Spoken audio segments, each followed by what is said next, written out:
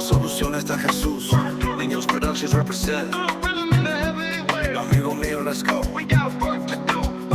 Yo, este año el cambio es real. Desde 25 voy para lo espiritual. Los enemigos se cansaron, Dios tomó el control total. Todo el peso del pasado ya quedó sepultado. Lecciones aprendidas, el alma se ha renovado. Para lo que debías, karma ya no pesa. Mientras el mundo critica, yo elevo la cabeza. Cada palabra que tiraron fue reflejo de su sombra.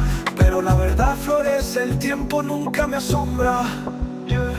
2025 todo va a salir a la luz. Dios se encarga de los que me hicieron cruz. En el nombre de Jesús, no más brujería, no más confusión. La justicia divina llega sin interrupción. Criticaron mi camino, pero mírame ahora. Ellos que por sus actos solo los ponen hora. Hablan de los demás para no enfrentar su reflejo, pero el karma se acomoda y siempre ajusta parejo. Decían que era loco, que brujo, que estoy perdido, pero eso era su reflejo, lo que hablaban era de ellos mismos. Tú no hables del de al lado si el fuego está en tu casa, porque el juicio llega firme y nadie escapa de esa plaza. 25 todo va a salir a la luz.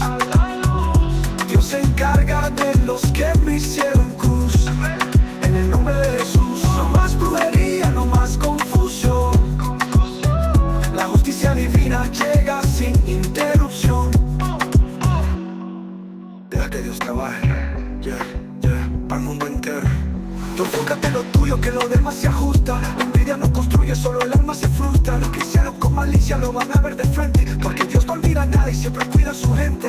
Si tiraron piedras, ahora cargan el peso. Lo proyectaron, vuelve y eso está en el proceso. Yo no deseo mal, dejo todo en manos santas. El tiempo revela todo, la verdad siempre encanta. Para los que hablaron de mí les deseo claridad. Para los que me dañaron, que encuentren su humanidad. 2025 el año del balance. Dios al mando de esta vida es un avance. 2025 todo va a salir a la luz. Dios se encarga de los que me hicieron cruz.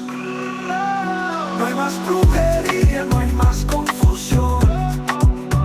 La justicia divina llega sin